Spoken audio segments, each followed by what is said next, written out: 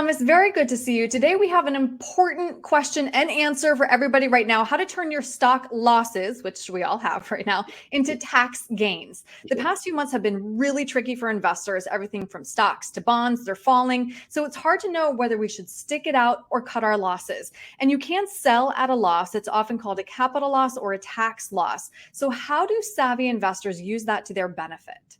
Yeah, for sure.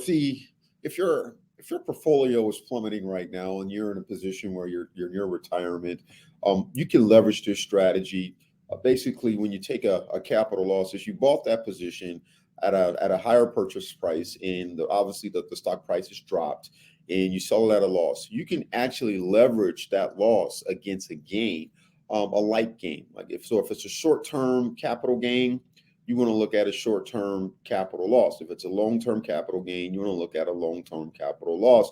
And you can eliminate or reduce your tax obligation by leveraging those capital losses. So a lot of clients, if they're looking at getting out of a position, they don't want to stay married to a position because they don't have any optimism about the position going back up, then that's a way that they can not only reduce their tax obligations, but it can also be used if the capital loss is large enough, they can carry over that loss to their ordinary income and carry that for the next several years. So a lot of clients use those as strategies to reduce their overall tax obligations. And we should gently remind everybody that you should probably speak with a professional before deciding to sell everything.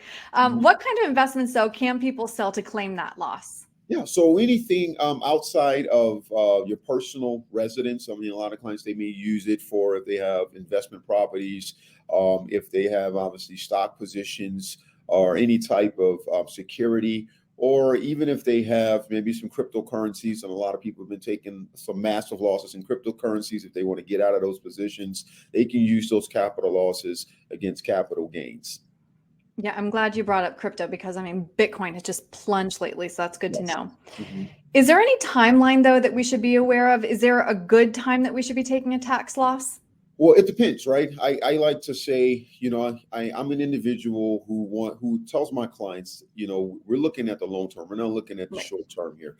But depending on where you're at in your time horizon for retirement, if you are near retirement, then that might be an option for you to look at possibly pulling your money out. And especially if you have a large tax obligation, it's a strategy that you can leverage to reduce your tax obligation. So depending on where you're at, everybody's different. I would say a big deal is looking at your time horizon. Other than that, I would probably stay in the market if you don't have any large tax obligations. Right. Or maybe, have a conversation with somebody, especially Thomas. I really value talking this through with you. If somebody does have questions and would like to ask you some of them, what's the best way to reach you?